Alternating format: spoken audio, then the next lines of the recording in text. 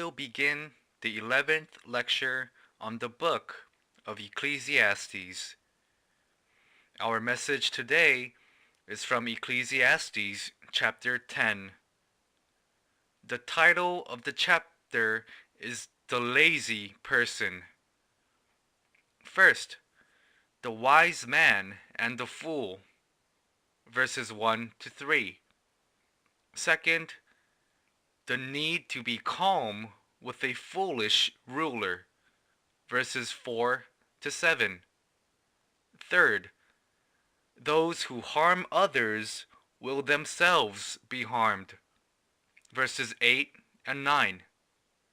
Fourth, be wise in your words and actions, verses 10 to 15. Fifth, the land of disaster and the land of blessing, verses 16 and 17.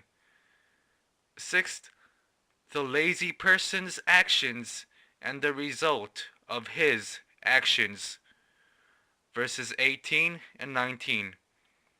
Seventh, do not curse those with power, verse 20.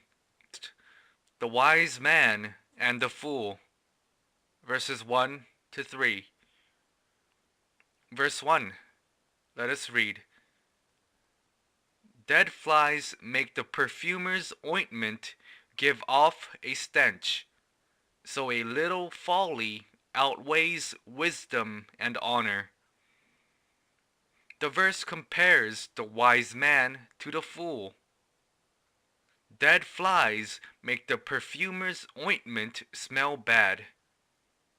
If one small fly falls into the ointment, the entire thing smells and rots. Similarly, a little foolishness causes much damage. That is why 1 Corinthians chapter 5 verse 6 says, your boasting is not good. Do you not know that a little leaven leavens the whole lump?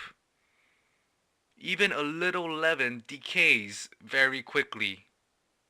A little folly causes a stench, and it outweighs wisdom and honor. Do you know what students at school first learn from their friends? They learn people are slow to learn when we teach them good things, but they learn curse words very quickly. One bad word is damaging to other people and has a negative influence. Therefore, a little foolishness causes a bad smell. We must not tolerate the small amount of foolishness. The foolish person tolerates small sins. This person is made shameful and he gives off a stench. For this reason, we must not tolerate the smallest sins. The Bible tells us to rid ourselves of every form of evil. We must not keep any form of evil in our hearts, but we must rid ourselves of even the smallest evil. 1 Thessalonians chapter 5 verse 22 says, abstain from every form of evil. We must throw away every form of evil. If we, it will entire body to decay. In this way, one small fly that falls into the perfumer's ointment causes the entire thing to go bad. Thus, we must fear even the smallest sin, and we must not fall into that sin. Small sin eventually gives off a bad smell, and the sin defeats wisdom and honor. A little leaven leavens the whole lump. 2 Corinthians chapter 5 verses 6 and 7. We must catch the small foxes that ruin the vineyard. We must not allow sin, not even the smallest ones. Song of Solomon chapter 2 verse 15 says, "Catch the foxes for us, the little foxes that spoil the vineyards, for our vineyards are in blossom." If the vines of the vineyard lose their flowers, they do not bear fruit. Here we have a cup of water that has a good fly fell into this cup of water. Then do we drink this water? No, we throw the water away. The fool allows small sins. However, the wise person fears the smallest sins. The wise person fears God and repents after committing a small sin. Verse 2.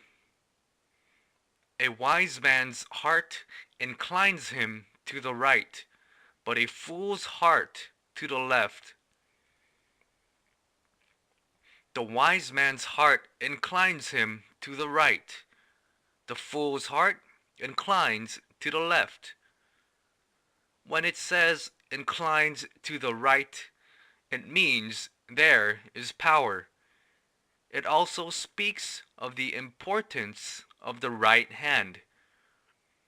It means there is strength in the right hand. Additionally, it means being active. Therefore, the wise man actively does the work of God. The wise man works hard to raid the kingdom of heaven. The works to things of the soul. He is able to claim heaven's inheritance.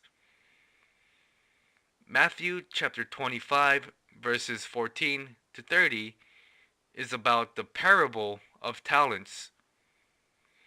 A master entrusted his talents to his servants. To one servant he gave 5 talents, to another 2 talents, and to yet another 1 talent. The ones who received 5 talents and 2 talents came before the master and reported that they doubled the number of talents. The master complimented them. However, the person who received 1 talent came to the master with 1 talent. The one who received 1 talent was evil and lazy, and he disobeyed his master.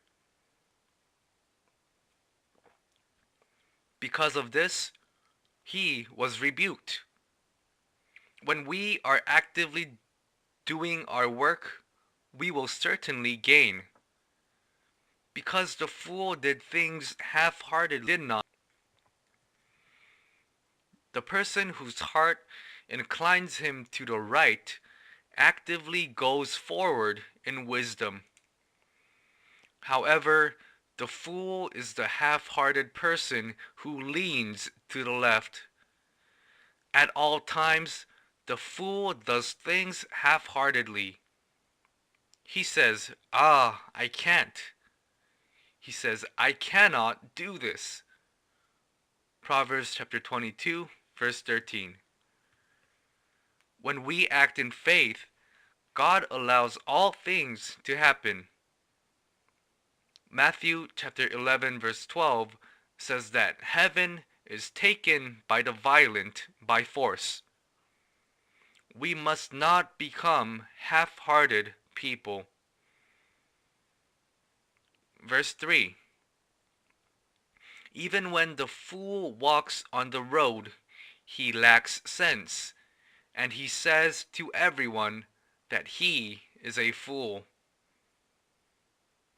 The Bible again compares the fool to the wise man. Walking on the road, The fool reveals to everyone that he is a fool. The fool wants to hide foolishness, he cannot hide it. For example, the fool's words are flawed. Also, when he walks the road, the fool lacks wisdom, so he boasts to people about his foolishness. Have we been boasting of our foolishness as well? Boasting in foolishness is boasting in ourselves. We must lift up God and God alone. Boasting in ourselves is like boasting in our foolishness. 1 Corinthians chapter 15 verse 9 says, "For I am the least of the apostles, unworthy to be called an apostle, because I persecuted the church of God." The apostle Paul boasted in his weakness. 1 Corinthians chapter 15 verse 10 says, "But by the grace of God I am what I am, and his grace toward me was not in vain. On the contrary, I worked harder than any of them, though it was not I, but the grace of God that is with me." Paul did not boast in himself. He did not elevate himself. He only lifted up God. Therefore, whether we eat or drink, or in whatever we do, we must boast in God alone. The wise person boasts in this way. The wise person does not reveal his flaws. He only says what is appropriate. Proverbs chapter 25 verse 11 says, "A word fitly spoken is like apples of gold in a setting of silver." The fool talks about himself and boasts in himself. We must only say words that give glory to God. We must not be faulty in our words. James chapter 3 verse 2. The wise person only says words that direct the glory of God. The fool talks a lot, but he becomes the fool whose words are faulty. Second, the need to be calm with a foolish ruler. Verses 4 to 7. Verse 4. If the anger of the ruler rises against you, do not leave your place, for calmness will lay great offenses to rest. The verse speaks about the foolish king. It teaches us how we can avoid being at a loss in the presence of a ruler.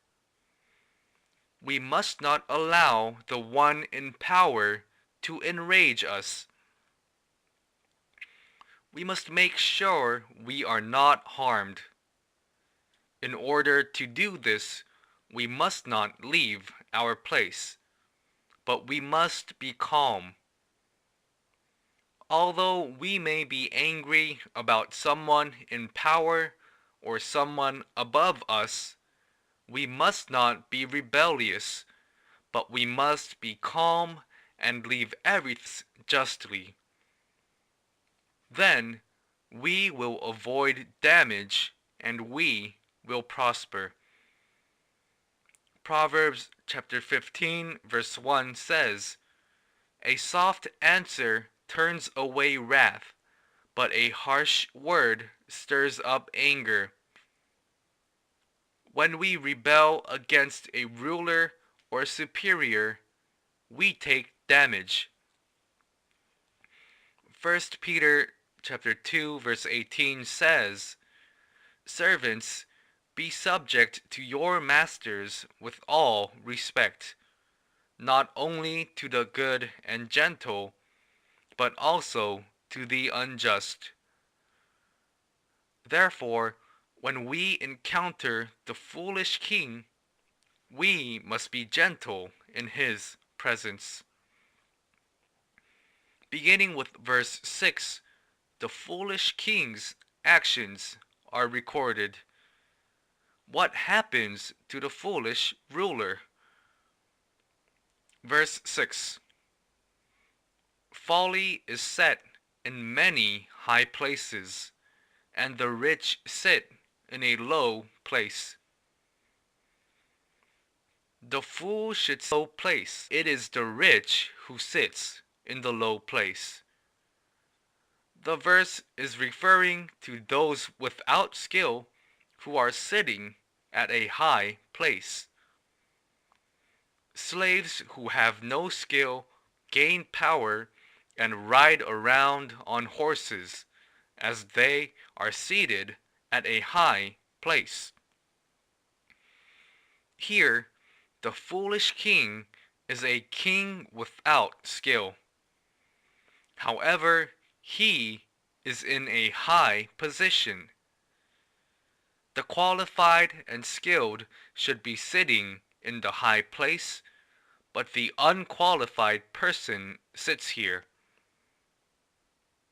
When an unqualified king rules a nation, nothing operates properly.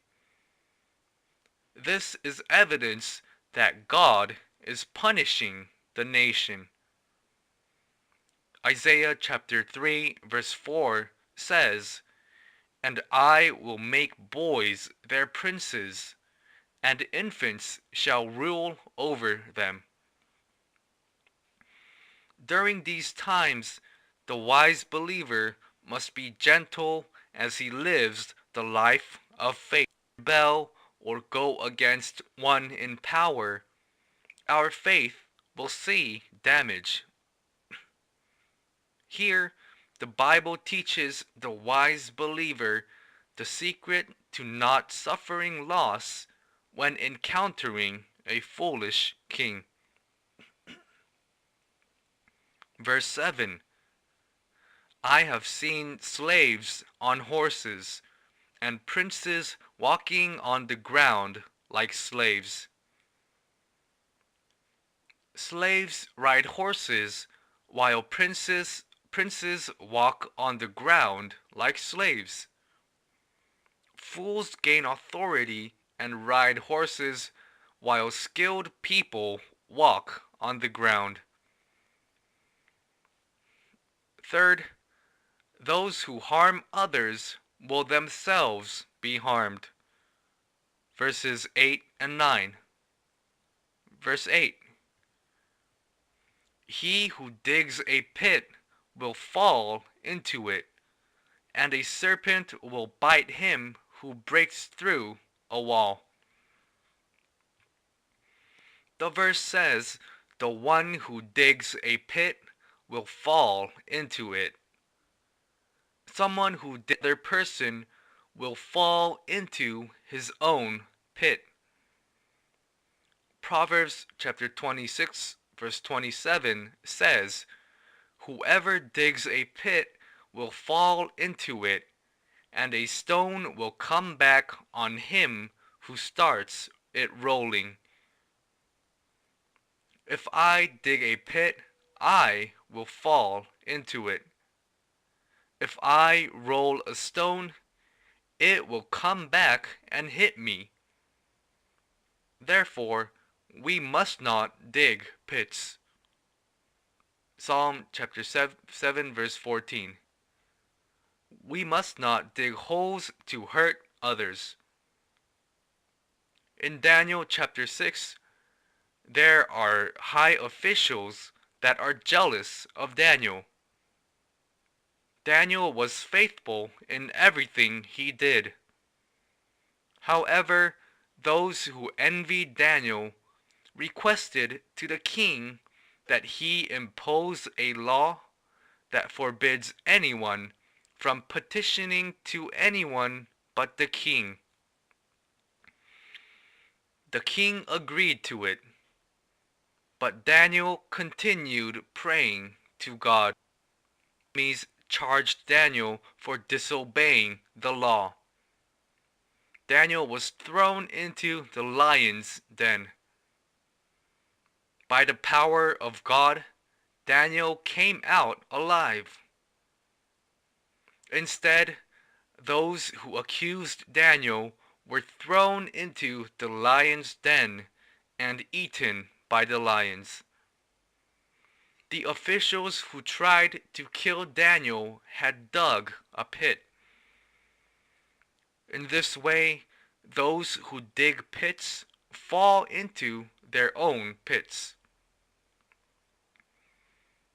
The verse also says, "A serpent will bite him who breaks through a wall." In Korea in the past, snakes used to live under the rooftops. It is said that in Israel, snakes also live in walls. When people break down walls, they are sometimes bitten by serpents. Those who wrong others will be wronged themselves. Verse 9. He who quarries is, and he who splits logs is endangered by them. The one who quarries stones is hurt by them. The one who splits logs is endangered by them. The one who digs a pit brings harm to himself. Sometimes, when unearthing stones, the stones may crack as they are dug up. When cutting a tree, the tree may fall towards me. If we harm others, it will come back and harm us. Therefore, we must not dig a pit. We must also not handle situations with the sword. We must always do good. Good always wins. God is good, and He stands by those who are good. Therefore, we must have good hearts. Good defeats everything. Proverbs chapter 24 says, "Do not rejoice when your enemy falls, and let not your heart be glad when he stumbles, lest the Lord see it and be displeased, and turn away his anger from him." When others are facing difficult times, we must help them. Such is the way of an upright person of faith. We must not dig pits to kill others. We must not plot to cause others to stumble.